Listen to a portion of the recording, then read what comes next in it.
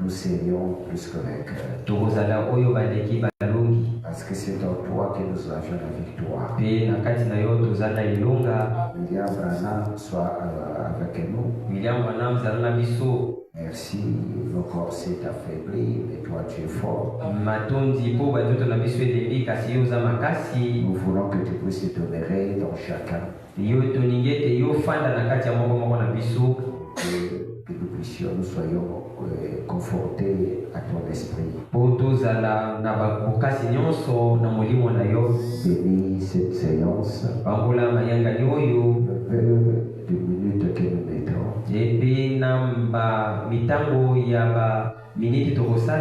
Et que cela soit agréé par toi. Au nom de William Branham. Amen. Amen. Que le Seigneur vous bénisse. Amen. Amen. On va dire, disons néanmoins la parole de Dieu.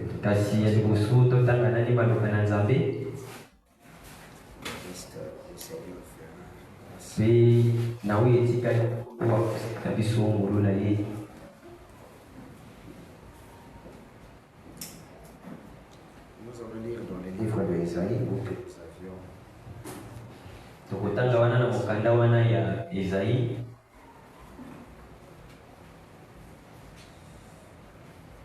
Isaïe chapitre 66.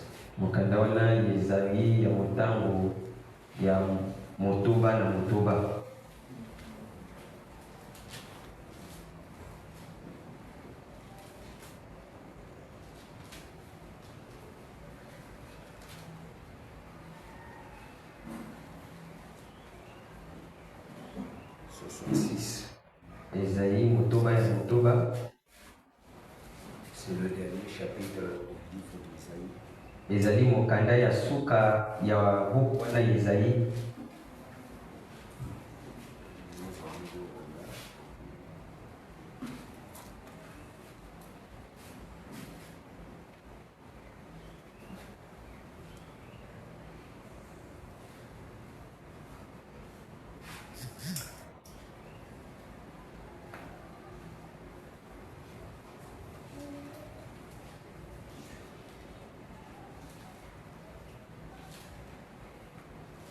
Ainsi par l'Éternel,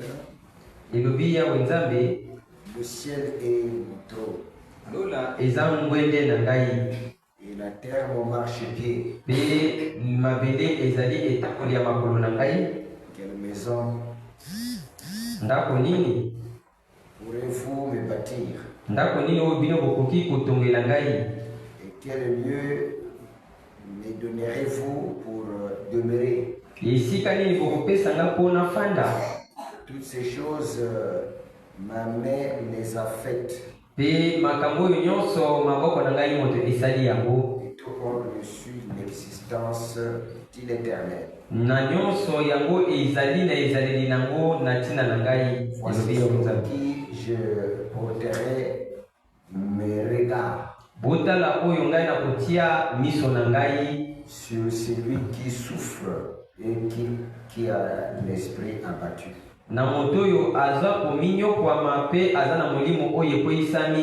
Sur celui qui craint ma parole.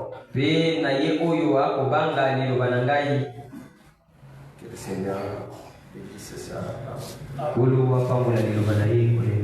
Amen. Merci beaucoup. Comme je vous l'avais dit, la bague, ça se renverse tout proche de la rive. La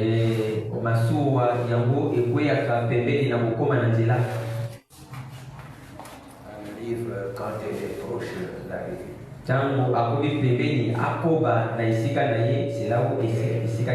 Nous sommes arrivés presque à la fin. C'est l'histoire de l'humanité.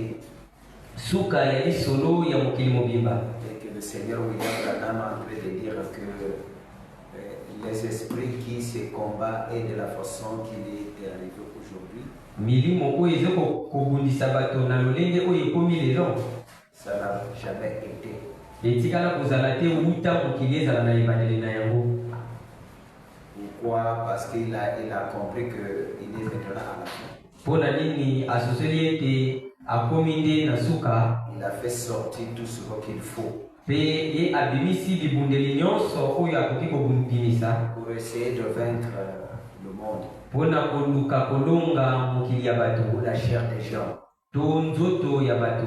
Mais le Seigneur aussi, Mpe nkolo mpe ya ye il a vu que les temps, c'est un temps qui est difficile. amoni ete ntango oyo tokobika ya ntango moko ya pasi mpe ya kama mingi Connaissant l'être humain, na koyeba elolenge ya moto il est venu lui-même aluye ye moko pour combattre à la place de l'homme. mpe kobunda na esika ya moto. Cela, il s'est fait chair yango wana ye amisali nzoto afin que lui-même puisse prendre la décision de tout. mpo ye azwa mokano ya nyonso na kati ya bomoi na bino. Les deux mondes ne peuvent pas aller de pair. mikili mibale yango ekoki kokende elongo te. Dieu ne cherche pas de secours. nzambe alukaka bato oyo bakoya kosunga ye te. Dieu cherche seulement celui qui peut l'accompagner à ce travail. nzambe aluka kaka moto oyo akoki kokende na ye elongo na mosala na ye. Mais pas un secours, me kasi lisungi te parce que lui ne se fatigue pas. mpo nzambe ye azali moto alembaka te. Mais c'est lui qui peut l'accompagner. kasi moto oyo akoki kokoba na ye nzela moko. C'est pour cela que je vous avais dit que yango wana nalobaki na bino ete ce que nous sommes en train de vivre aujourd'hui dans les églises, c'est dégoûtant. oyo tokobikela lelo na baeklezia ezali malamu te to nkele. Ça n'a jamais été. etikala kozala te na baeklezia. Il faut connaître le début pour savoir la fin. Qu'est-ce qui arrive. esengeli koyeba ebandeli mpo komona suka nini ezokokomela. Un enfant qui est né aujourd'hui dirait que tout marche bien. mwana oyo abotami lelo akoba nyonso ezokokende malamu. Parce qu'il est né aujourd'hui. mpo ye abotami na lelo awa. Mais prenez celui qui était né dans le jour passé. yo zwa oyo ye abotami na mikolo eleki. Il te dira, mais ça ne marche plus. akoloba na yo ete me kasi makambo ezokosimba te. Parce que dans notre temps, ça marchait très bien. mpo na ntango na biso makambo ebali kotambola na lolenge ya malamu. Amen. Il y aura comme deux contrefaçons ekozala lokola na bokeseni mibale de dire. ya maloba ya Ce sont des périodes différentes. ezali babikeke oyo ya bokeseni. C'est pour cela qu'il y a toujours la rotation de vie des gens. yango wana ezalaka ntango yiso na lolenge ya bomoi ya bato. Chaque génération a un système. ye mpe eleko nyonso ezali na lolenge na yango. Mais s'il y a un temps de ravagement, soki eza na ntango oyo ya kokweyisama c'est celle-ci. ezali eleko na biso oyo. Amen. Où tout est ravagé. mpo nyonso oyo ekweyisani On ne sait plus qui est qui. toyebi te nani azali nani. Parce que le diable, il est devenu tellement religieux. mpo satana akomi mosambeli ya sorosoro. Il est en train de vivre dans le milieu religieux. mpe akobika na losambo kati na losambo. Amen. Amen. Il est devenu croyant. akomi mondimi. Mais kasi pour celui qui le connaît, qui le détecte très bien, moto oyo ayebi ye mpe ayebi ye malamu koleka il les prend tellement au plateau. azali kozwa ye na bisika na ye. C'est que même si tu as porté le costume blanc, na yango te ayebi ete ata koyo olati kazaka ya pembe. il t'amène. Parce que c'est ce qu'il a porté dans l'Apocalypse. nde wana ye alataki kuna na apokalipse. N'est-ce pas? Le cheval blanc. epe punda ya pembe to ya langi ya Le pembe. cheval blanc, ça veut dire quoi? punda ya langi ya pembe elingi koloba C'est la nini? sainteté. elingi kolokisa kosantu.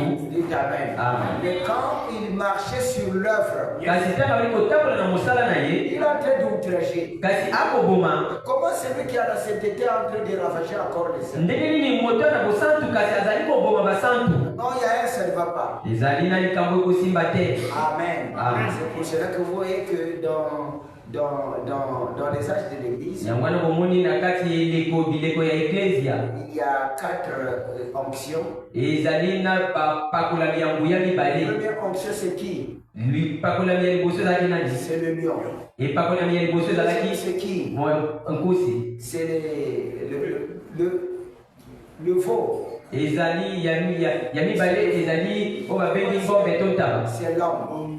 ngombe mpe ya misato Le ezali 4e, c'est l'aigle. mobali moto mpe ya minene mpongo. Amen. Amen. Le 4e, c'est l'aigle. ya mine ezali mpongo. L'aigle voit tout. mpongo ye amonaka nyonso. Il regarde même l'intérieur. mpongo ye atelaka ta kati Il s'embrouille pas pour bien voir, il faut qu'il monte en haut. mpona ya mona koleka esengeli amata likolo koleka. À ce moment-là, il peut voir un petit truc qui est sur la terre. na yango te akoki komona mwa eloko ya moke na mabele. Mais quand il est dans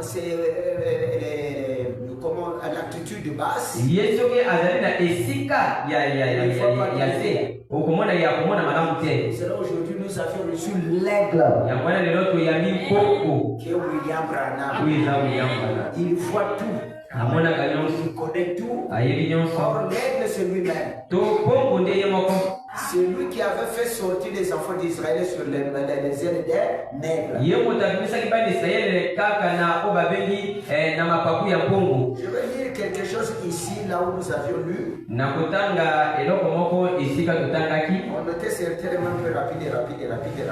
tozalaki na kotala mingi na lombango. Je vous avais parlé que nayebisaki na bino ete vous voyez qu'il y a des gens qui peuvent vous assurer de cette manière. eza na bato bakoki kondimisa bino makambo na lolenge oyo. Je ne suis pas perdu, je suis sauvé.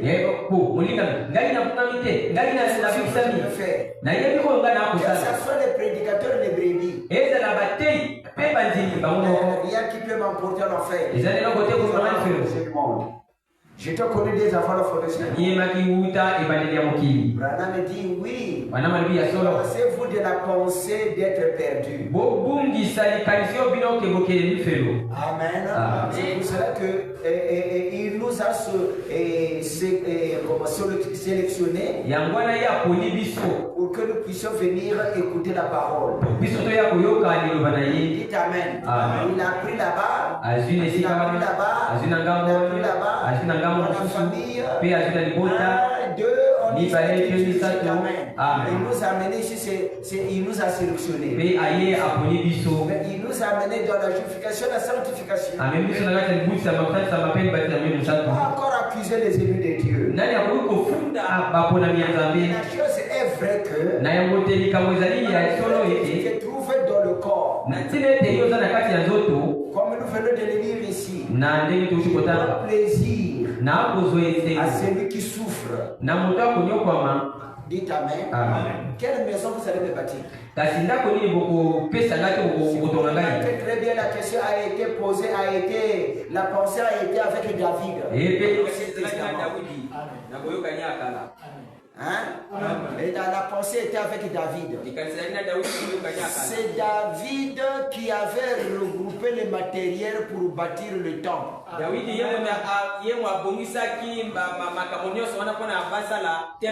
Et il dit qu'il faut que moi, en tant que l'être humain, j'ai construit une maison d'étage. Je vis en étage. Et ainsi de suite. Mais le Seigneur qui a créé, qui m'a créé, qui a assuré ma petite vie, il vit dans une tente. Vous voyez la bonne et meilleure pensée. Amen. La meilleure pensée. À ce temps-là, où est-ce qu'il se trouve? Le Seigneur s'est trouvé où? Le Seigneur s'est trouvé dans une tente. Et le Seigneur, c'était l'arche qui le transportait. Est-ce que vous pouvez dire Amen? C'était l'arche qui les transportait. L'arche était transportée par les sacrificateurs. C'est pas n'importe qui transportait l'arche. Ce n'était pas un diacre. C'était pas des houssiers. C'était des sacrificateurs. Celui qui maniait la parole de Dieu. C'est ceux-là qu'on avait donné la responsabilité. Et c'est cela-là qui est taqué. Cet après-midi, j'ai causé ça avec mon ami.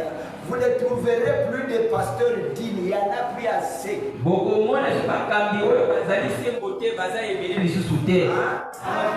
Il causait à ça par rapport de tout ce qui se passe, même au village. Parce que l'église de Mandiela là, c'est détruit. C'est détruit là. Ils sont en train d'appeler, c'est quoi c'est? Le diable est en train de saccager partout. Il sache ce que tu es. Combien de fois l'église?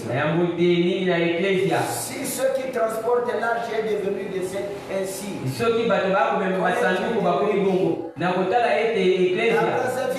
Brazzaville. Alors moi je suis devenu fier. Voyant tout cela, qu'est-ce qui me garde en position? C'est la parole de Dieu. Dites Amen.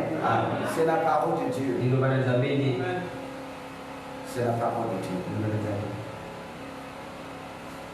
Alors les gens pensent que le problème religieux, ça devient seulement un petit système. Lorsqu'ils viennent assister à l'église, c'est un petit jeu ou bien c'est un petit retrouvaille.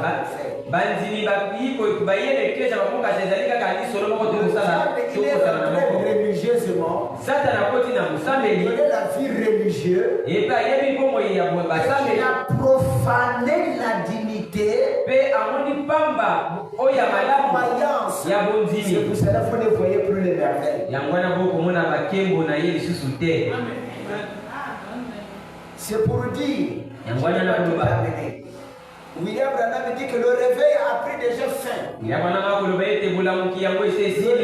est maintenant par l'individu, pas dans l'église.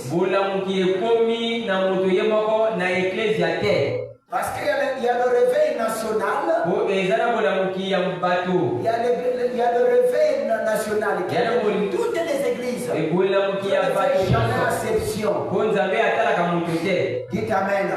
Et que ce soit les pentecôtistes, toutes les églises. Amen. Où se trouvent les fils et les filles de Dieu. Ils se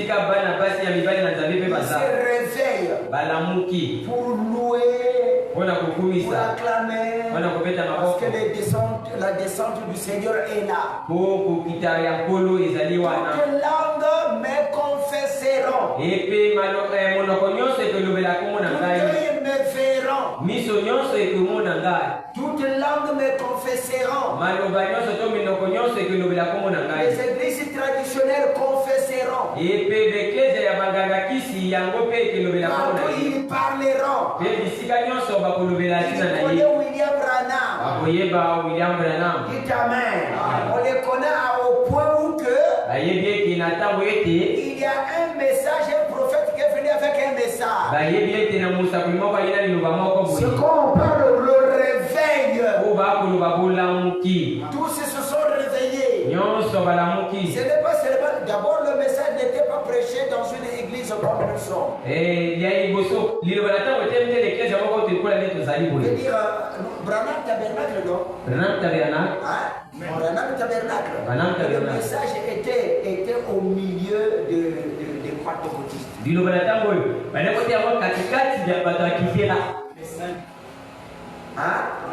Les pentecôtistes. Branham lui-même, il était qui? Il était qui? le Seigneur l'a dit, tu dois s'aimer. Mkola lubiyo iselolona. Na der ni là-bas, ni là-bas. Yo kozana ecclésia yo lona. Reste au milieu. Dana katikati. Pour faire bénéficiaire à tous. Bwana bato nyonso bazwa litomba epai na yo. Est-ce que vous pouvez dire amen? Et par là, il trouvera maintenant la sémence. Pena yango akozwa limboto. Qui vous êtes aujourd'hui? Oyo bino kozali lelo. Il trouvera le message. Bakozwa Le message sera magasiné. Et la vraie sémence. Comprendra le message. Il comprendra le message. Est-ce que vous pouvez dire amen? Vous voyez, tout œil me verra. Toute langue me confessera. Merci Seigneur William Branham. Est-ce que vous pouvez dire amen? Il a mis l'espoir. Il est fort. Maintenant, quand le diable vient, il donne la pensée religieuse. Tu n'iras pas à l'enfer, hein? Parce qu'on t'a déjà choisi. Tu es né dans le palais du roi. Qui peut t'arrêter? N'est-ce pas? Et c'est comme ça. Il dit. C'est pour cela que j'avais lu cette écriture. C'est ce qui est arrivé dans les églises aujourd'hui. Non, il pourrait vous arriver de commettre des fautes. Chaque fois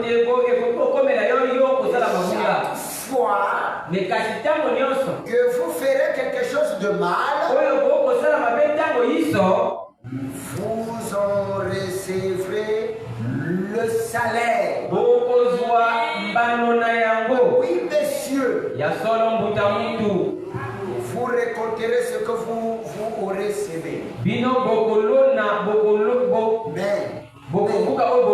ça n'a absolument rien à voir avec votre salut.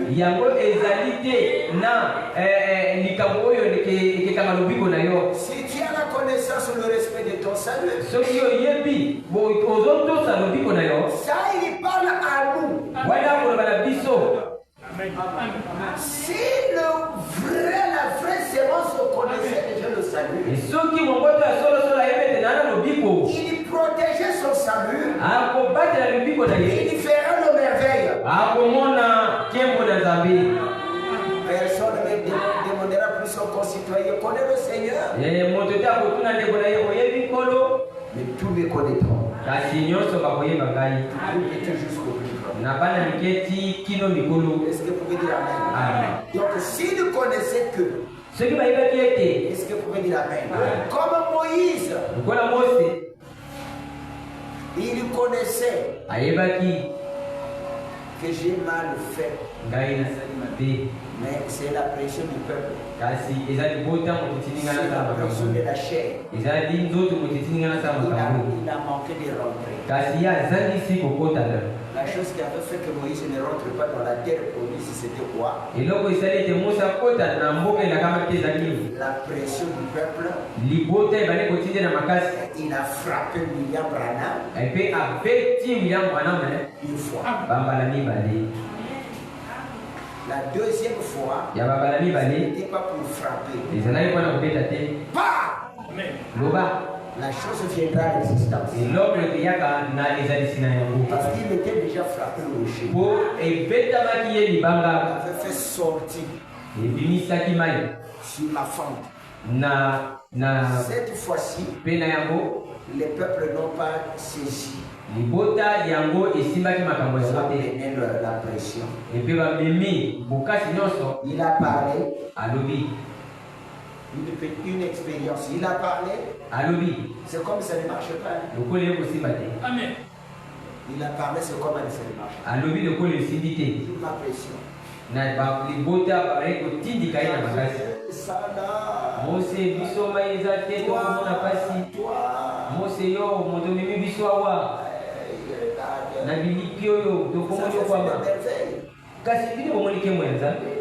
La grande puissance qui s'est fait voir, la mer rouge divisée, ça sec, donc ils ont complètement oublié.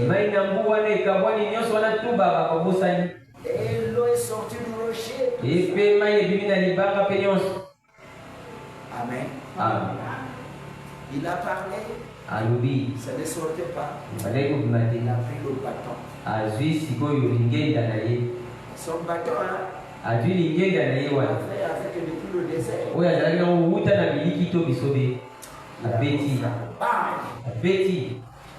Dieu a dit, ah Moïse. Comme je t'aime. Dieu c'est mon cœur. Monter sur la montagne du Sinaï. Te montrer le pays. Tu vois le pays. Tu vois le pays. Prochain. Vous avez bien. C'est ce que je te disais. C'est ce que je te parlais. Tu le rends. Tu as suivi la pression.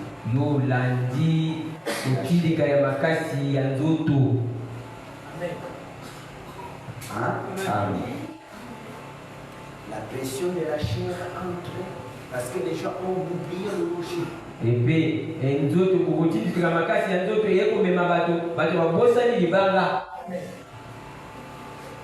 Amen. Une fois que vous êtes né de l'Esprit de Dieu, vous avez la vie éternelle. Amen. Amen. Vous avez la vie éternelle. La vie éternelle. Quelqu'un peut venir vous crier, toi tu iras l'enfer. Ce n'est pas le péché là que tu as commis qui t'amènera à l'enfer. Mais tu recevras un salut. Une purification. Et comment on ne sait pas? C'est là que les autres sont en train de mourir. Les autres sont devenus infimes. Les autres ont toutes les sortes de fléaux, c'est pas grave. Et les autres sont devenus ainsi de suite. La langue est sortie comme le chien. Et Branham commence à regarder. Il te regarde jusqu'à la purification. Ça mettra combien de temps? On ne sait pas. Dieu n'est pas dans la 1, 2, 3. Dieu est dans l'éternité. 1, 2, c'est des poussières. S'il te donne peut-être moins 2 secondes.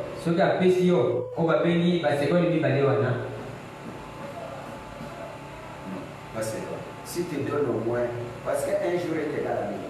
Dieu te donne, vous faites comme, nous sommes comme des parasites comme les autres. Nous disons qu'il fait de 24 heures, qui la moustique. Hein? 24 heures. À 48 heures. Hein? La moustique fait que 48 heures. C'est la question, mais il te dirige fille. Amen. 2 jours qu'il a fait, il a sillonné. Pour lui, il a vécu. Amen. Il a vécu. Nous aussi, c'est comme ça. Ça n'attire rien.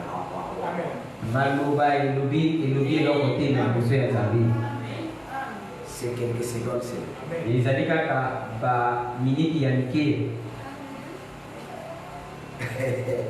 Bon, une fois que vous avez la vie éternelle et vous pourriez pas plus mourir que Dieu ne peut mourir. Parce que vous êtes introduit dans le corps. Écoutez, c'est lui qui a la sécurité, qui vit strictement. Il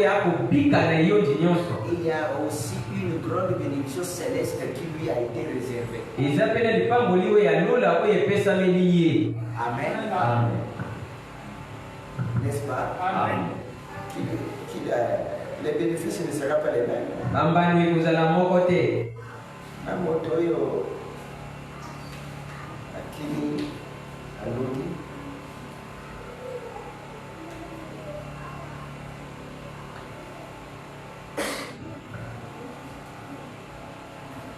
Je vais lire au paragraphe, toujours la lecture, j'avais lu ça, je pense. Il dit au paragraphe 36, quand nous sommes en Christ, quand nous sommes en William Marion Branham, nous avions des bénédictions spirituelles. En dehors de Christ, nous avions des sensations seulement. Le diable vient récupérer. C'est là moi je ne me confiais pas aux sensations. Oh, Dieu! On prêche. Branham a dit, il dit quoi? C'est une vérité. Donner la puissance et honorer l'évangile.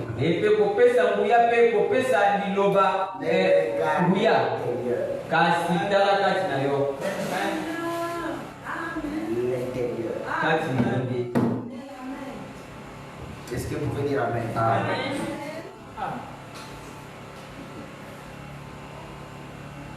Nous avions des bénédictions. Nous avions des bénédictions réelles. Pas de faux semblants. Pas de flux. Pas de fabrique. Tant que vous cherchez à prétendre que vous êtes dans le pays promis. Alors, prétendre, hein? Prétendre.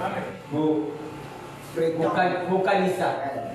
Tu n'es pas bon. On dirait que je suis un. Il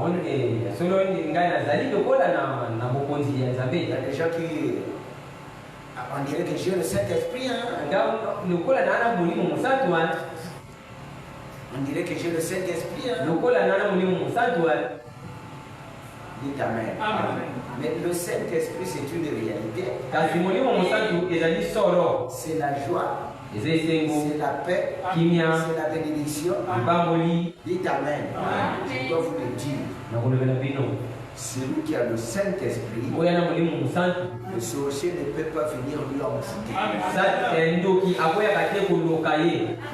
Je ne crois pas ça. Le Saint-Esprit, il suit que la parole.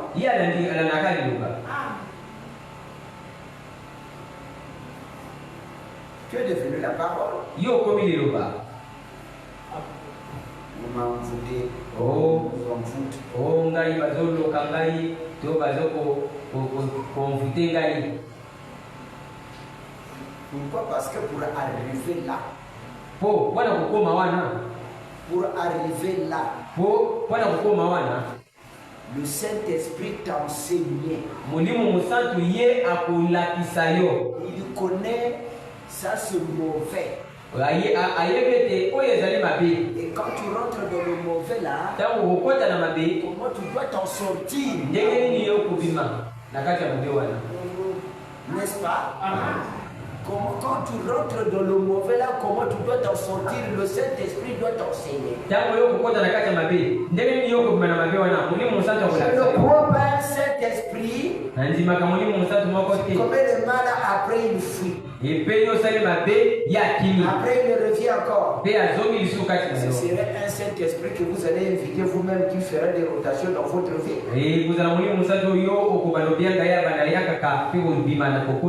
Car ton cœur, c'est son trône. Le cœur devient son trône. Et la terre qui est ton corps, c'est sa marche. Il était là. Il était Dieu de l'âme et du corps. Il contrôlait tout. Est-ce que vous pouvez dire amen? Il contrôlait Et quand il vous donne une partie pour arriver là, il y a un processus à suivre. C'est ce que vous allez, il doit vous faire. Vous n'êtes même pas encore converti avant de recevoir, avant d'avoir reçu le Saint-Esprit.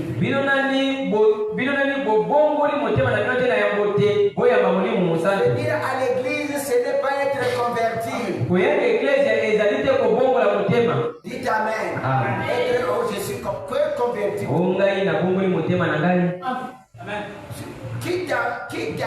Qui a convaincu ton cœur? Celui qui doit convaincre ton cœur, c'est le Saint-Esprit. Jésus là-bas dans le 2e exode, il a dit aux disciples que vous avez chassé le démon, vous avez fait ceci, mais ce n'est que charnel. Vous avez même prêché, ce n'est que charnel. D'abord, allez-y dans la chambre haute. Il faut que le Saint-Esprit lui-même vienne sceller la manifestation de la croyance que vous avez. N'avez pas vu? À la mort de Jésus, au funérail de Jésus, il n'y avait aucun disciple.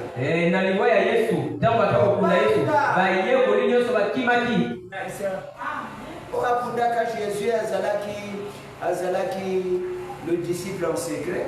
C'est lui qui avait enterré Jésus. Voyez le aromate. Joseph est aromate. Disciple tout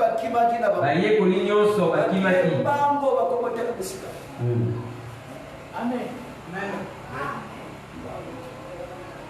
À 5 heures, basi baiko sala moi kongoume banana china la kopanga kotela petit ba shiko. Basi na 5 heures de matin. Hey! Voyez pourquoi? Ils n'étaient pas encore convertis.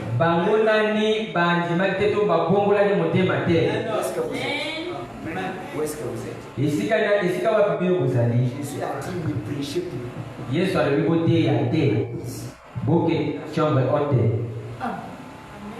Il faut que la puissance de vous vienne.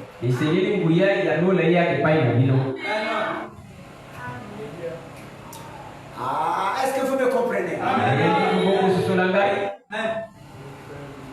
S'il ne vient pas,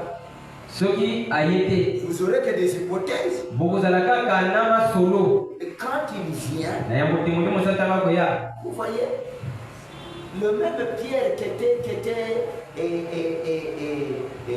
qui fouillait, c'est le même Pierre dans la chambre haute. Sénédrien vient. À qui obéirons-nous? Est-ce aux hommes ou à Dieu? Auparavant, il n'avait pas ces aptitudes. Et les Sénédriens ont dit oui, c'est ceux de Jean. Ils sont certains. Ils ne s'attendent pas qu'ils ont des archives des études. D'abord, ce sont des gens qui n'ont pas étudié. Parle avec certitude. Sont certains.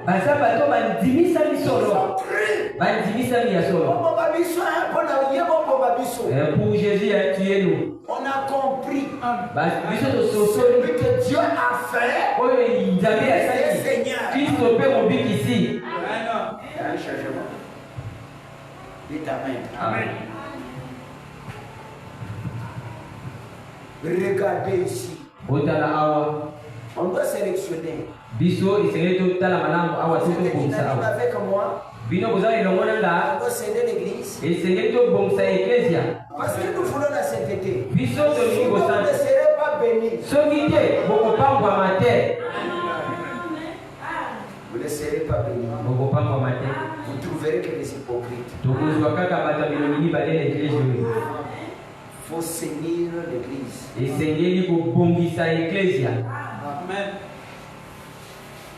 Quand l'eau est sale, on met une poudre. Saigner l'eau. Si c'est seulement comme ça, vous allez trouver des cafards seulement ici. Ce que nous sommes en train de parler là, ça sera toujours avec nous ici. Nous mourrons ensemble les cafards et tous les sauves-souris.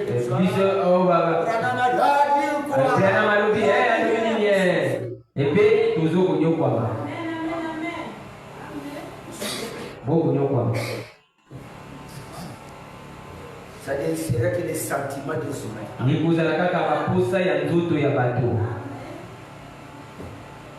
Je vais d'abord commencer. Je suis en train de lire dans le message. Bon, je vais terminer déjà. La chose qui m'avait dit que parler. C'est très bien, mais parfois ils prennent ça comme aussi.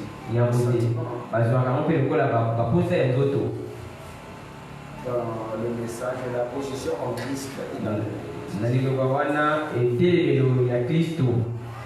Je vais lire ça. Le paragraphe 66. Dieu a donné à la nouvelle naissance à ses enfants par le baptême du Saint-Esprit.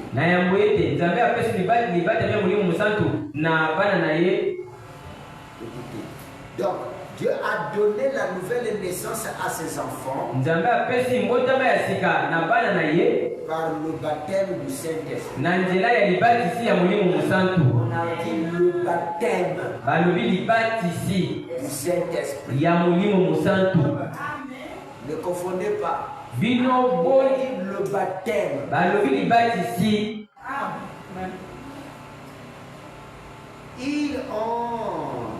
Ils sont venus tout près quand ils se sont purifiés. Chez les Nazariens, les pèlerins de la sainteté, ils ont fait l'expérience de la Pentecôte. La Pentecôte signifie l'œuvre achevée, veut dire agréée.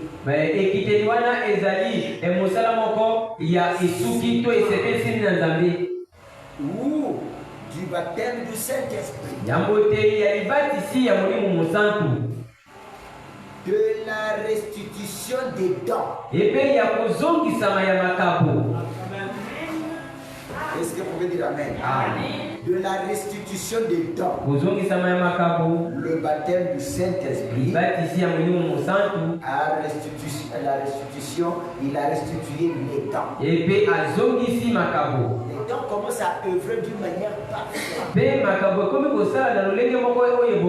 songe clair. Une prophétie claire. Quand le diable se glisse, on ne va pas enseigner comme ça. J'ai fait cette vision. Mais la vision là me montre comme ça. Parce que l'enseignement a été donné. Et toi tu as fait. Et tu as le don de la manifestation, vision ou prophétie, par la langue. On peut anéantir longtemps que nous sommes ici. Ils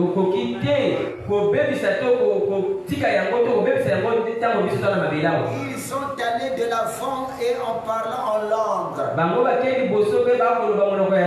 C'est pas ça les pentecôtistes? Dites amen. Amen. Qu'est-ce qu'il a dit William Branham? Branham il a dit ceci. Les pentecôtistes c'était des personnes qui roulaient au sang, qui tombaient par la manifestation.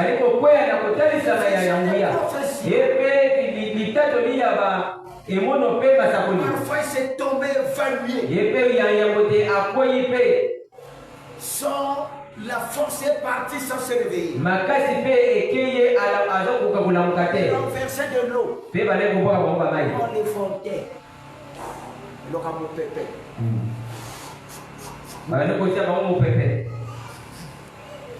Amen. Amen. Amen.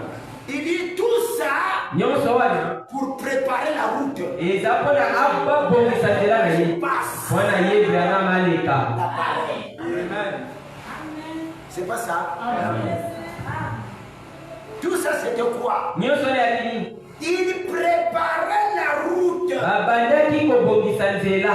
Que Branham passe. Oh Branham yale kana.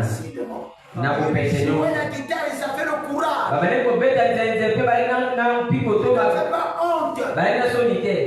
De parler. Ya kulobela. Dit amen. Amen. Oh,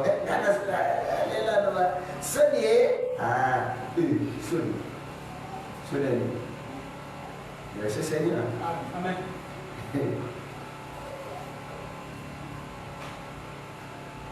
En interprétant les langues, et ils ont reçu les dons de guérison. Quel est des malades?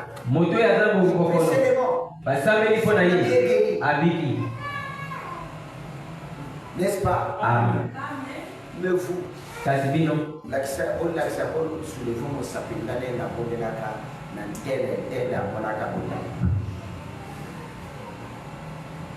côté des sœurs, au bout de la côté des frères, au bout de la vous voyez, vous c'est plutôt féminin. Binomoko bozali komi banga binomoko.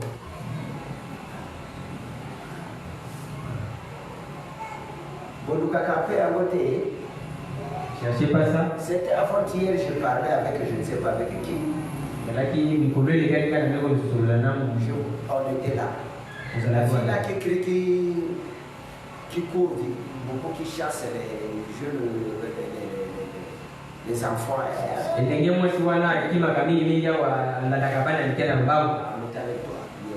C'était avant-hier, non? Il a quitté là-bas. Il est arrivé devant moi. Je suis parti me laver, j'ai jamais. Je suis parti me laver.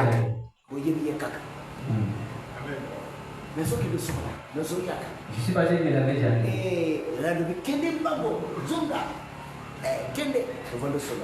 après j'ai dit, vous voyez, une jeune fille comme ça là.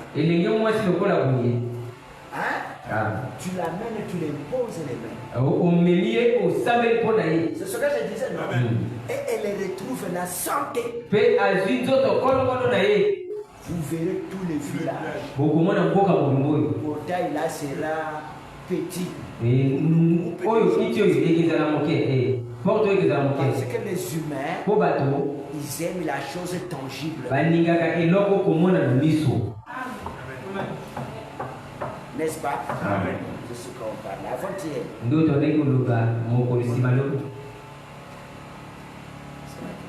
Dieu ne peut pas le faire.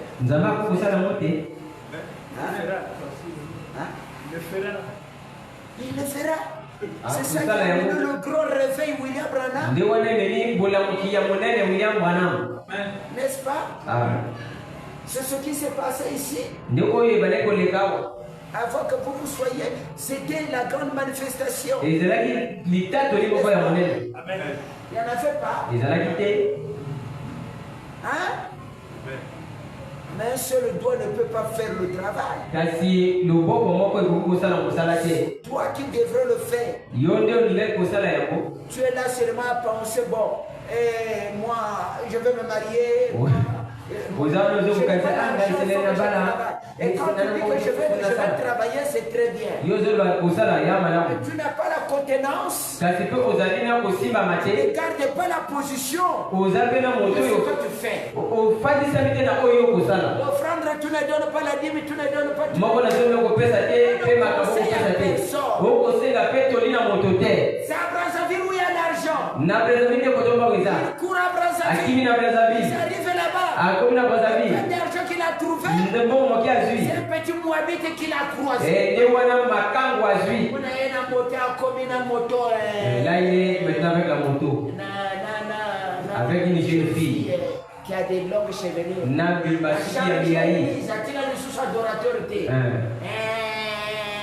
Alors, j'ai fait l'accident. Oh, alors, on a fait l'accident. Qui doit te secourir?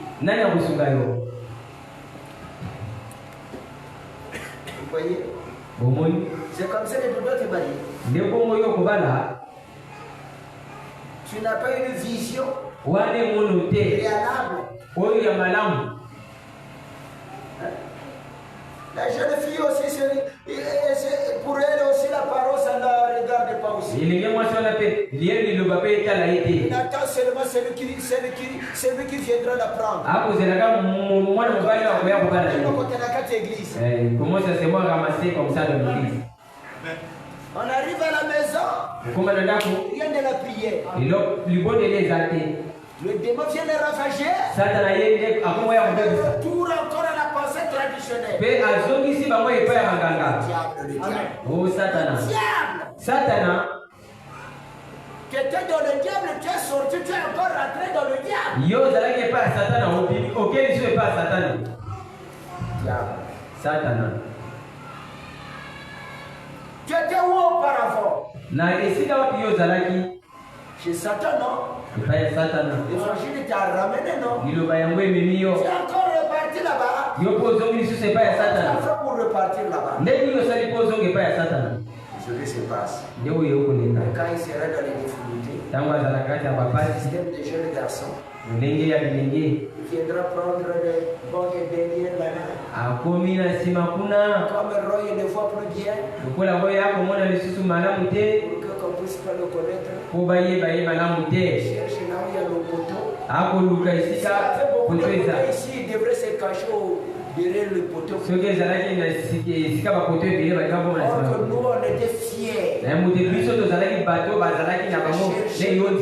je vais voir le pasteur. Et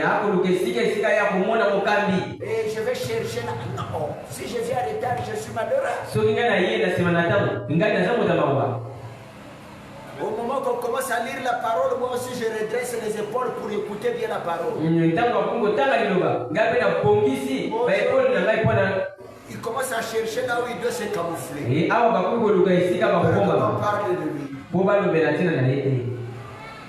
Parce qu'il est venu en camouflant. On ne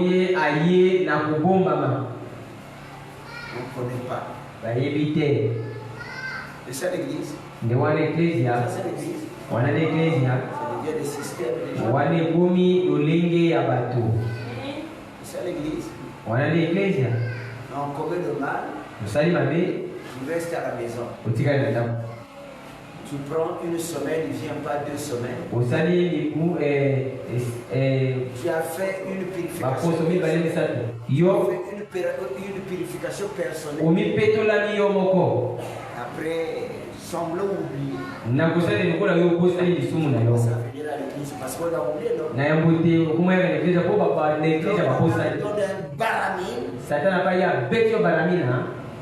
C'est le souci maintenant, les gens commencent à... On n'aide pas une personne bêtement. Même la Bible dit, lorsque vous allez poser les mains à quelqu'un, ne se précipitez pas.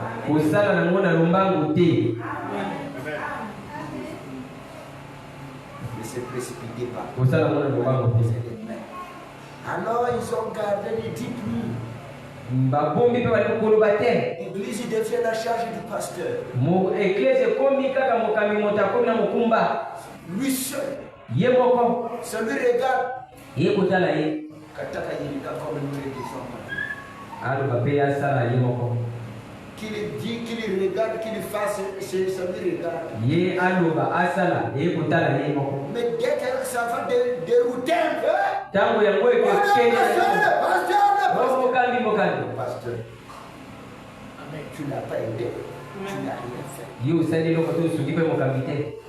On doit prendre la vision. Comment les femmes venait donner secourir, sceller la vision de William Branham ou la vie de William Branham. Ndenge baba naye koyaka kosunga pe kotia emono Branham. emono ya William Branham.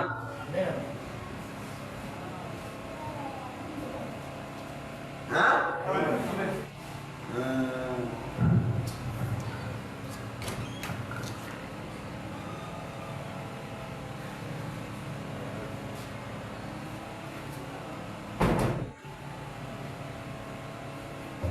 Je ne voulais pas arriver jusqu'à là, ça me fait petit. Je veux d'abord prendre la vision de la marche de l'épouse. Je ne prendrai pas tout. Pour la conclusion de William Branham. L'église en avant-première.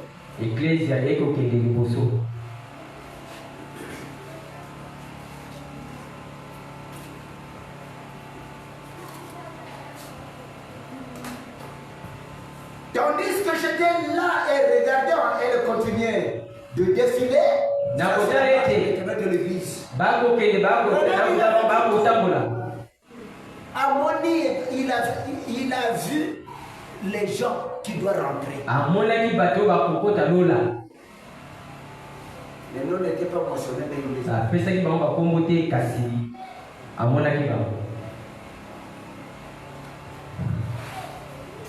Vous pouvez vous imaginer ce qu'elle avait, l'air vue de dos.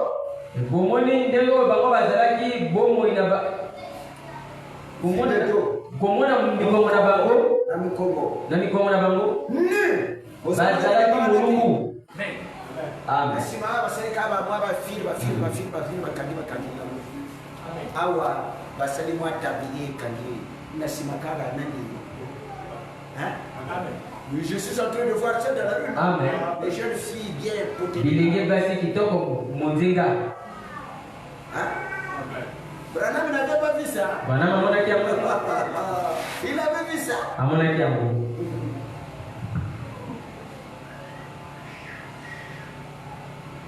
Nu. Tenant ses larmes sur le devant. Alors elle passait devant moi, secouait son corps et se tortulant,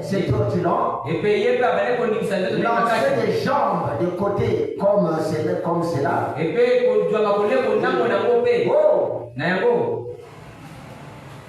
Comment tortulant? Amen. Comme tortilla. Non. Comme c'était vulgaire.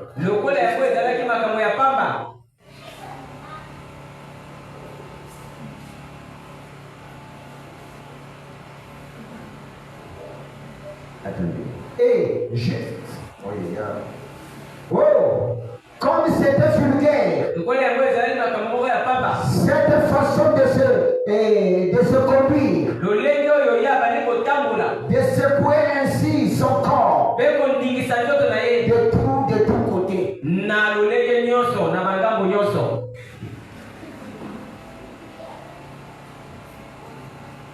la fille là, elle dit qu'on m'a montré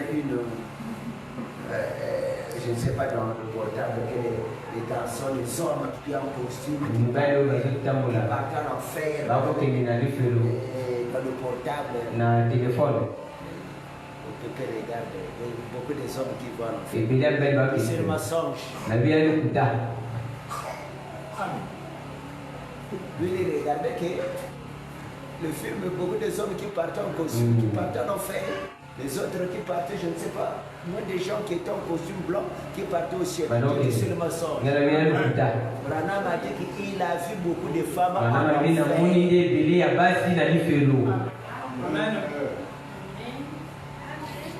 Branham a dit beaucoup de femmes en enfer.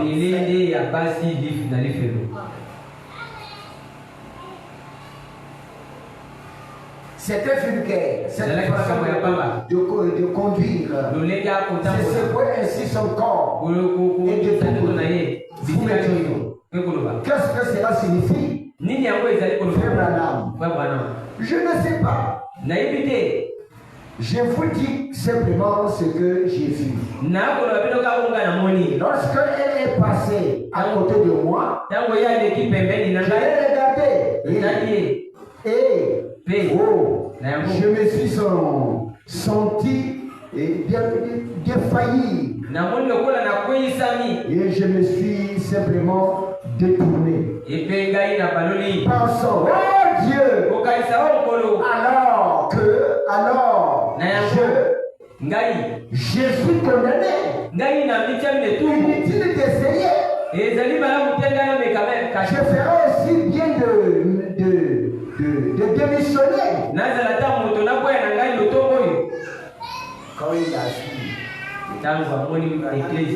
dit que si vous avez la brochure, vous allez lire ça très bien. Il dit que de tous les travaux que j'ai fait, je continue. Alors, il revient Branham, il prend maintenant la vision de la sœur William. Il dit Madame William. Madame Carl William. Si vous êtes assise ici, quelque part, c'est rêve.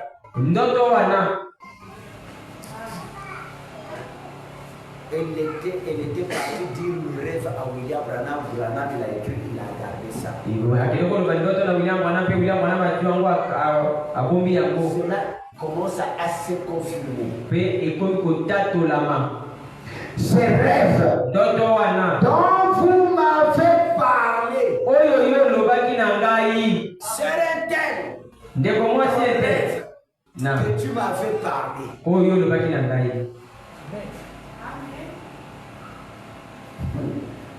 Amen.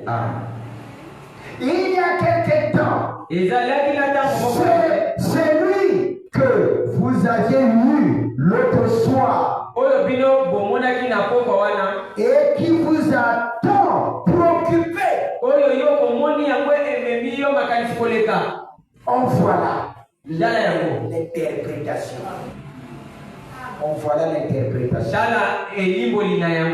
Le volant est retiré de mes mains. Le volant. C'est comme quelqu'un qui conduisait. On lui a ravi le volant. C'est quelqu'un d'autre qui commence à conduire. C'est le changement de ministère.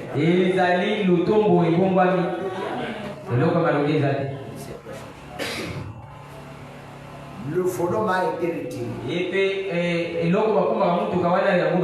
de mes mains. Je me suis donc dit que je ferai aussi bien de ne plus y penser. Que j'étais un homme fini. Et puis, tout à coup, je l'ai entendu revenir. Et de ce côté-ci, au moment que Branham commence à réfléchir, tout ce que j'ai fait,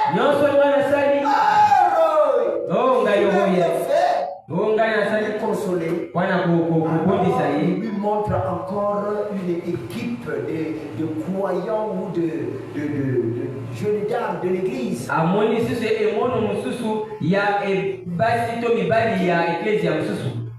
L'église qui commence à revenir. Et remontons cette même épouse qui n'était allée de ce côté. Voici que sont réapparues ces petites dames. Chacune d'elles revêtue de costume national de son pays. Revêtue de costume de son pays. Modèle. Ce qui est Maputa, si c'était les Maputa bien. Est-ce que vous pouvez dire amen? Par exemple, la Suisse, l'Allemagne, ainsi de suite. Chacun portait ce genre de costume et a fait les cheveux longs. Le cheveu long, exactement comme celle du début. Elle s'avance. Elle réclame leur passure. On avance sur le tas. En route pour le combat. Et au moment où elle passait devant les tribunes, d'où nous les observions, parce qu'ils étaient là tous les deux. Branham et Branham. Est-ce que vous pouvez dire Amen? Branham céleste, il montre Branham terrestre qui est le témoin qui doit conduire les êtres. Branham céleste, il y a l'eau là, Branham Yamabili. Nous étions là au tribut. Elles ont tout tourné la tête en même temps pour regarder de ce côté. Puis ils l'ont redressé en continuant leur marche. Et celles-ci se sont mises à monter tout droit vers le ciel. Alors que cette autre est montée sur la colline. Puis, est descendu comme cela. Celles-ci ont commencé à marcher tout droit vers le ciel. Quand elles se sont mises à marcher, avancer, j'ai remarqué deux ou trois petites filles en arrière. Elles avaient l'air d'être des étrangers, soit de la Suède, de la Suisse ou d'ailleurs, qui se sont mises à regarder autour d'elles. Et ce sont, j'ai dit, ne faites pas cela. Ne faites pas le pas. En plus que je criais, ainsi, je suis sorti de la vision. J'étais debout avec la main tendue. C'est là. Vous comprenez? Il y avait deux ou trois jeunes filles qui étaient dans le rythme, qui commençaient à sortir.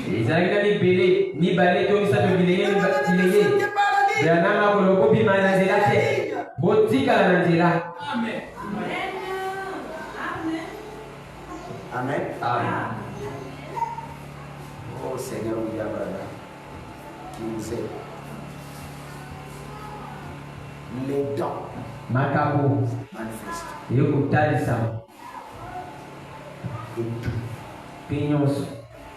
Je ne sais pas si vous comprenez.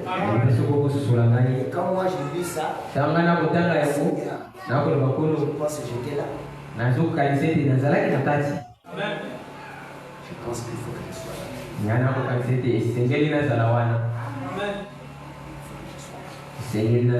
C'est ça que nous voulons chercher. Il y a des gens qui pensent que lorsque nous sommes ici au de la chair pour faire plaire aux gens. Parce qu'on n'est pas venu pour faire plaire aux gens. Je suis un canal qui divulgue la parole de Dieu en fait que vous prenez cela, vous le mettez en œuvre.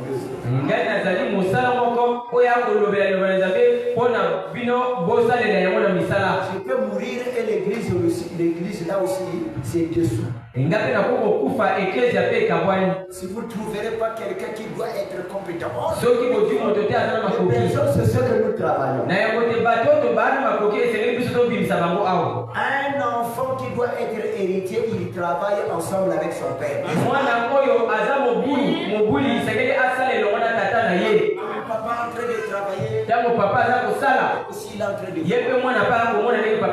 Dès que papa il sait qu'on faisait comme si c'était. Qui connaît tout. Qui ne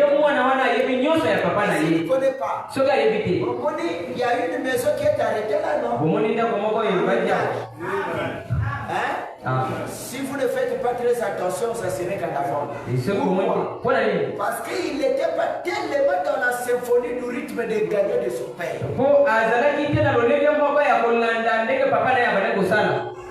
Et quand il est mort, comment on fait? C'est resté comme ça.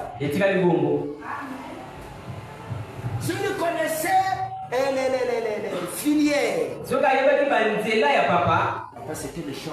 Papa c'était ça. Si s'introduisait ça, il doit maintenant continuer. Il doit continuer. Parce qu'il connaît les filières. Comme il ne connaît pas, comment ça regretter? Là, on va vendre la parcelle. Cabinet. Vraiment. Hein?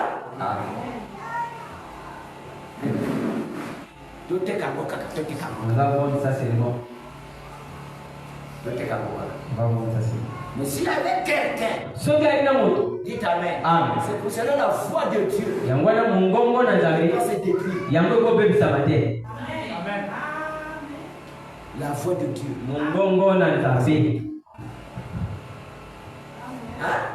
Il est parti. Joseph est resté. Il investit toujours. Isaac est là. Et tout ça. C'est l'héritage. Ils sont en train de continuer. Il sait qu'il faisait ça.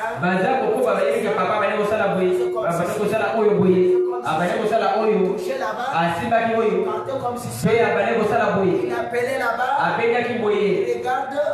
C'était comme si c'était.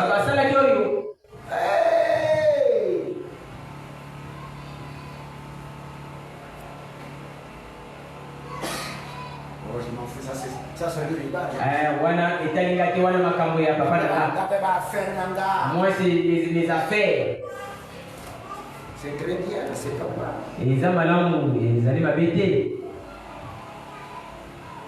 J'ai donné un exemple concret pour que vous puissiez être assurés. Nous prenons le jeune quand il vient, je suis fier. Et quand nous faisons grandir les gens, quand moi j'écris ici, ce n'est pas pour vous condamner. Pas pour vous condamner. Que nous soyons et que je trouve des personnes qui peuvent me succéder. Amen. Pour que lorsque je veux parler, je sais que quelqu'un est là. Amen. Lorsque je veux fermer, s'ils sont devenus des aventuriers. C'est pour cela que j'avais parlé le jeu de rugby. Comment?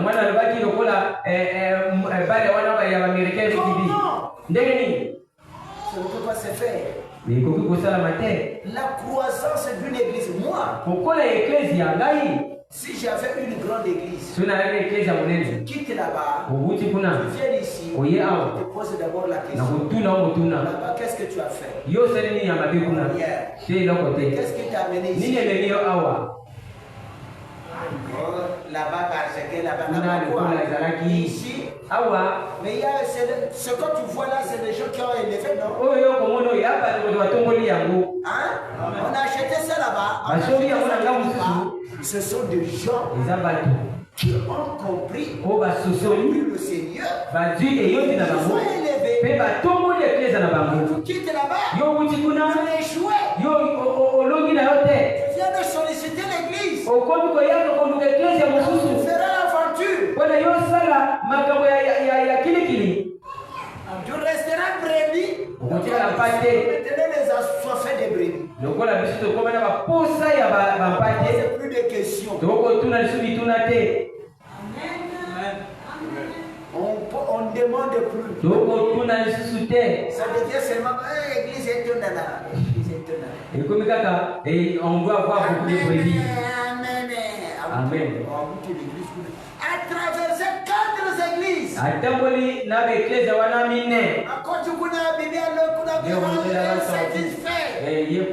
C'est une femme spirituelle adultère. Une femme qu'on couche partout. Qui change des hommes.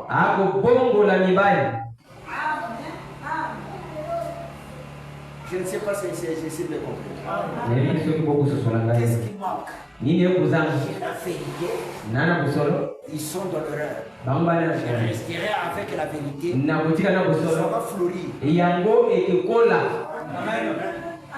Amen.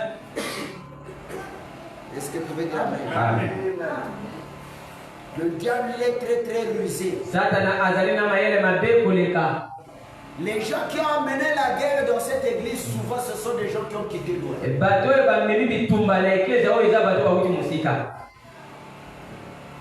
Ils souvent n'ont pas de respect, ils ont vécu beaucoup de choses. Ils comparent la vie de là où ils sont venus.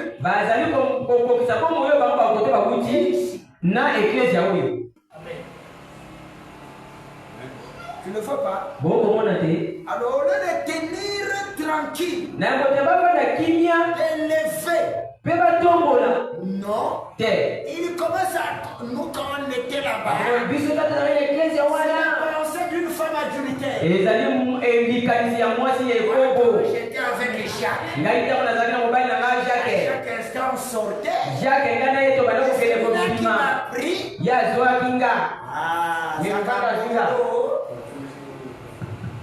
Amen. Parce que tu as changé, tu commences à comprendre.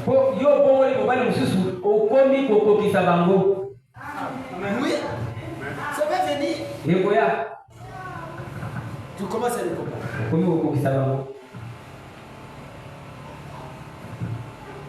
Tu quittes là-bas, tu quittes là-bas, tu quittes là-bas, tu quittes là-bas. Là où tu viendras t'asseoir. Ça devient la comparaison. J'étais là-bas. Facilement. J'étais enseignant. Ici, il n'y a plus d'option que là où j'étais. Tu devrais élever ça. On doit changer. On doit changer le pasteur. On doit faire le tout. J'ai trouvé un frère qui est mort malheureux. C'est lui qui était venu prendre cette église qu'il avait élevée. Mais après on l'a fait basculer. Je ne dois pas tout vous raconter. Je voyage, je vois beaucoup de choses. On m'a amené là-bas. Le frère là, c'est lui qui a fait un tel.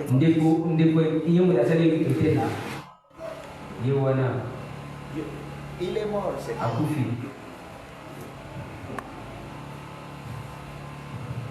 hein? Il y en a beaucoup. Ils se sont réduits seulement comme ça. Ils pensent que là-bas je vais gagner, là-bas je vais. Tu ne gagneras pas. Tu te réduis. Et tu reviendras encore, tu seras païen. Tu dois encore embrasser Satan qui doit te faire souffrir.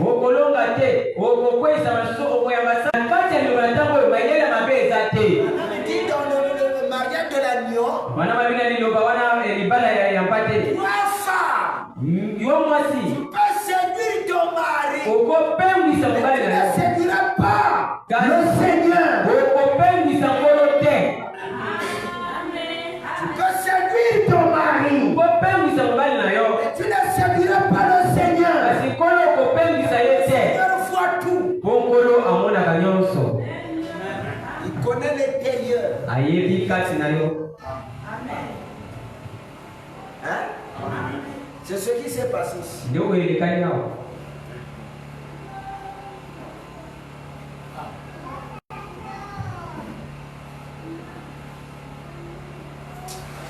Merci Seigneur.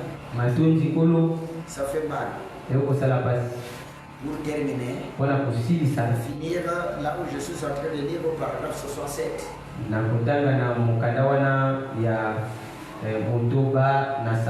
Écoutez ce qu'il est en train de dire. Le Seigneur aussi connaît comment diriger son entreprise. Vous voyez comment même l'église ici, comment c'est créé. On dit beaucoup de fausse doctrine. Montrer la fausse doctrine là aussi. Ils sont en train de créer une église et les gens ne sont pas. Il faut trouver les gens qui sont là. La bonne vision de la création d'une église commence avec celui qui ne connaît pas encore Christ.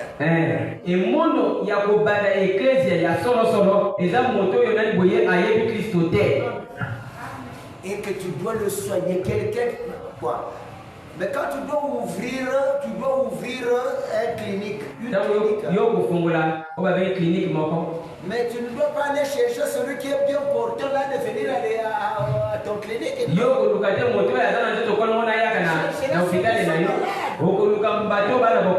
fera la publicité pour toi. Il soigne bien. Quand il m'a fait ça, il m'a donné tel produit. Hein? Comment ça veut dire? Mais tu prends celui qui n'est pas malade. Il dira quoi sur lui?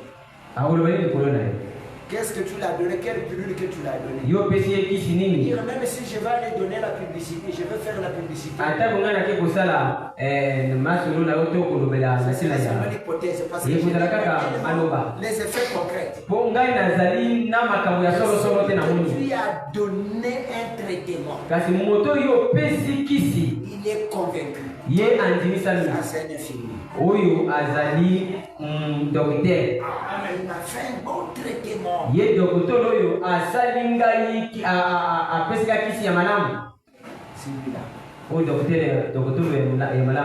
Vous n'êtes même pas encore converti avant d'avoir reçu le Saint-Esprit.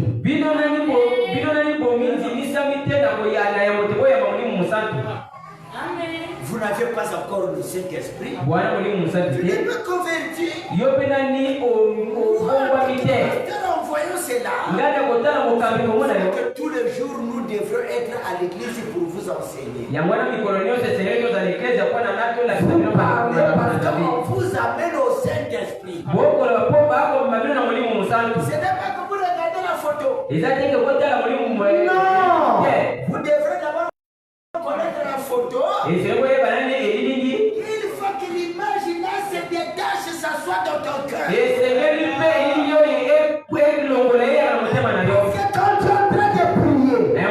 Quand tu es en train de prier, c'est l'image que tu as vue. Et qu'il t'embrasse dans le cœur. Tu n'as pas une image imaginaire. Seigneur William Branham, tu connais que Branham il est comme ça. Tu peux avec la barbe. Tu reviens de la forêt. Non.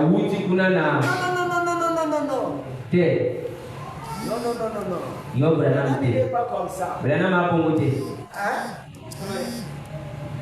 N'est-ce pas? Amen. Il a la barbe.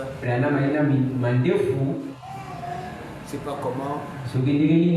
Cette image-là n'est pas chez toi. L'image qui est chez toi. Il est rasé. Il costume. Amen. Voyez, au moment où quelqu'un a amené le peuple de quitter le judaïsme ou bien le christianisme pour rentrer dans l'adoration, de croire William Branham, on voit quelqu'un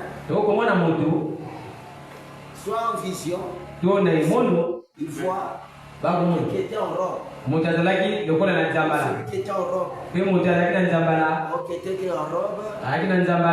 Et après, c'est tout. toi.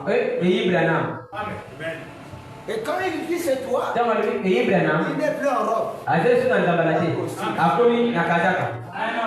Il changeait la dispensation. Enlevait les gens dans le christianisme. Fait qu'ils soient les adorateurs. Parce que Branham il a le costume. C'était comme ça. C'était comme ça. J'ai vu quelqu'un, Jésus qui venait avec la Bible. Avec la Bible à la poitrine. Il a vu Jésus parce que sa croyance était en Jésus. Après, j'ai regardé. Et je vois, moi c'était toi, Branham. Amen. Change automatiquement. Ça devient William Branham. À la minute, il a cru William Branham. C'est le même Jésus qui a changé la dispensation. Vous allez le tromper. Il vous dira Branham, c'est lui qui c'est lui. Jésus là, il est revenu sur William. Regardez le sauve-souris dans le deuxième exode.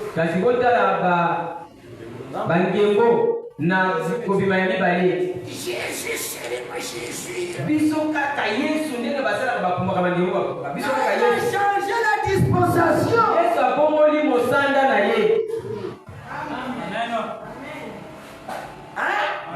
Là-bas il était, mais s'il viendrait, donc il viendra avec son âme, sur son âme et les autres. Vous le glorifiez à William Branham, au coutulement de William Branham. Sur le coutulement, veut dire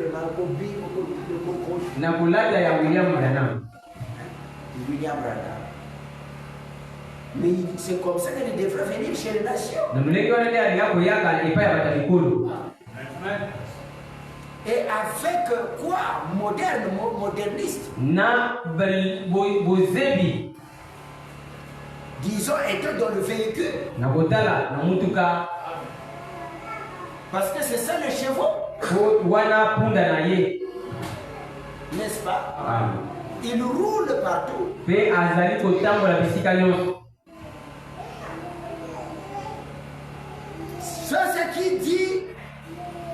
C'est ce qui est dit dans les Écritures. Jésus a dit à Pierre, demandez à n'importe qui. C'est les Écritures. Ils avaient été justifiés. Ils avaient été justifiés en croyant au Seigneur Jésus. Ils étaient devenus un disciple, un apôtre. Lui a donné les clés du royaume. Et dans Jean 17, et 17, il les a sanctifiés. Il leur avait donné le pouvoir. Les avait envoyés chasser des démons. Ils avaient sanctifié. Sanctifié des pères. Par la vérité, par ta vérité. La parole est la vérité. Je me sanctifie moi-même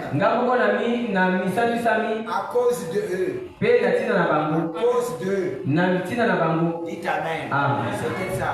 Les apôtres étaient passés par la justification, la sanctification. Jean 17 et 17. Quand Jésus priait, la sanctification. Dites Amen. Et il vient chez les nations. Et il nous a pris Et qui ça? Luther, justifié. C'est ça, non? Sanctifié. Wesley, sanctifié. Sanctifié. C'est le baptême du Saint-Esprit.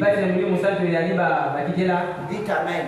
Et après le baptême du Saint-Esprit, c'est quoi? Après le baptême du Saint-Esprit, c'est quoi? C'est le Saint-Esprit. Le Saint-Esprit lui-même, c'est qui? Et quand William Branham vient, c'est lui le roi de rois. Il doit s'asseoir sur le trône.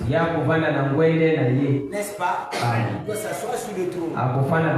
Le fils de David, le roi de roi, s'asseoir sur le trône. Gouverner.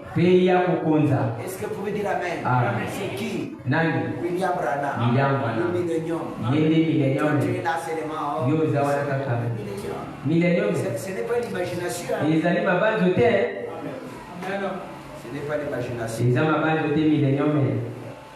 C'est une paix pour toi.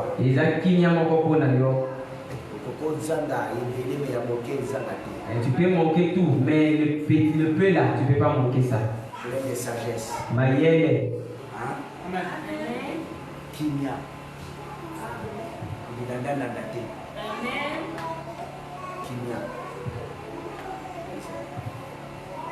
C'est pas que, étant sur la terre, il y a beaucoup de difficultés qui nous surgissent. Mais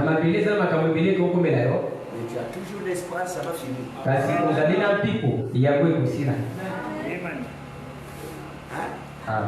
C'est toujours l'espoir, ça va finir. Aujourd'hui, mais ça va finir.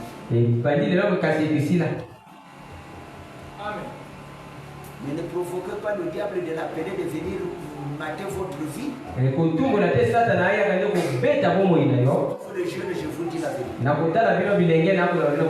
Vous êtes des produits purs de joie. Ce que vous écoutez, sage, devrait être des personnes encore plus que nous. Parce que vous aviez commencé la course dès le bazar. Vous aviez commencé comment économiser dès le bazar. Vous n'allez pas se conquérir avec un ami qui dormait ou bien un papa qui dormait dans la buvette et qui s'est converti venir ici. Il commence à moi il y a un frère qui vient ici qui me disait ça. J'ai gaspillé de l'argent. Tous ces temps-ci j'avais cru le message. Je vais vous dire c'est le frère Michel. Le frère Michel dit pasteur. Si je te connaissais, j'avais cru le message. J'ai gaspillé de l'argent. Moi, je mettais la tête sur la masse sur l'argent. Mais je savais pas. Oh ma foi! Vous savez ce qui m'était obligé? Quand moi je rentrais dans les hôtels, si je sors là, 1 million. Il était le DAF de les épaules, de tout le temps. Donc il contrôlait tous les talents, il a les impôts. Mais il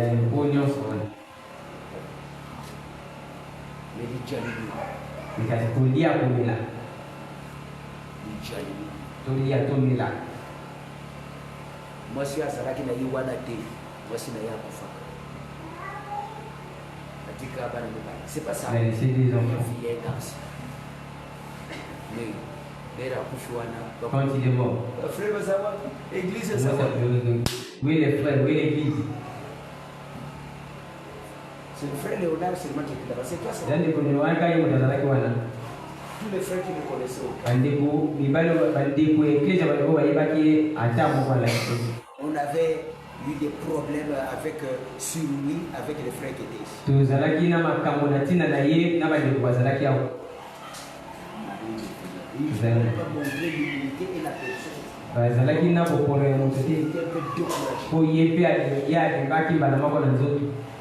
il se trouve au milieu des gens qui commencent à lui repousser. Dans le dernier moment là, il voulait servir Dieu. C'est vrai.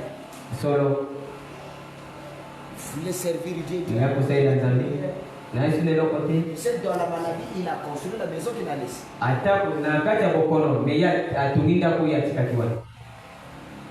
Il était malade. J'ai son image. Le jour qu'on prêchait,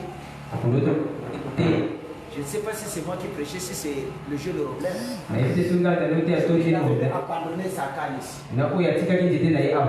Donc il cherchait comment revenir. Il avait laissé sa canne.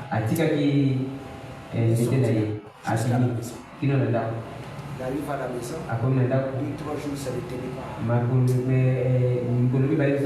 Je lui ai ramené sa canne.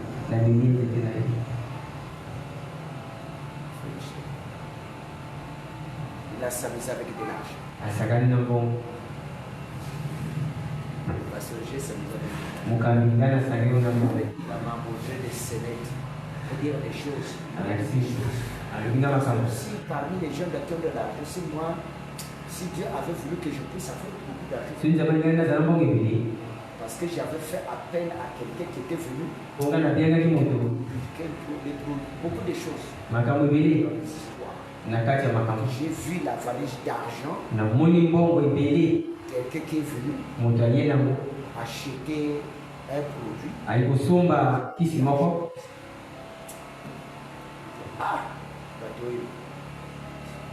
Le Satan nous a fait. Hein? Bon, ça ce sont des personnes. La vie était finie, ça avait déjà gagné. Vous avez le privilège.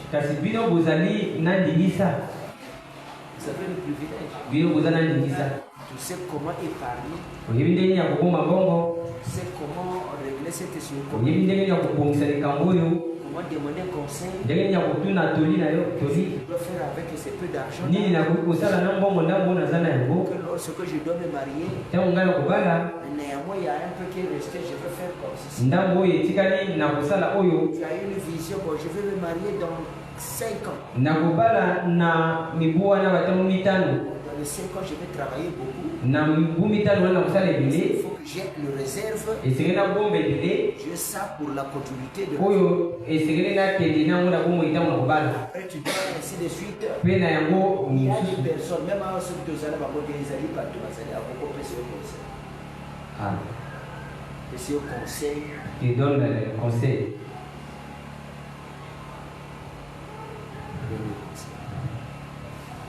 Mais comme nous les pasteurs, nous sommes devenus des voleurs. Dès que tu dois me montrer, peut-être tu as la carte de Nicodec.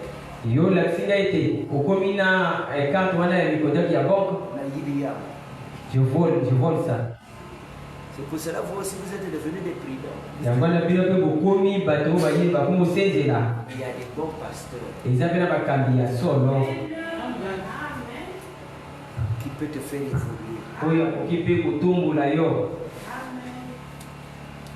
C'est ça. Il y a des pasteurs, dès que tu lui donnes la carte monétaire de Nicodec, tu as 4 millions là-bas. Ok, donc comment à Syria, comment on a quel mairie à quel cimetière à Brana. Il te dirait, je vais te payer ça. Après, tu diras quoi? Il y a quel cimetière à William Brana. À Kekuna, on a doctrine toujours que Jésus reviendra. Amen. Il revient encore, Jésus reviendra. À quel côté la carte tombe? Pas d'échanger. Bon, maman, il y a été. Amen.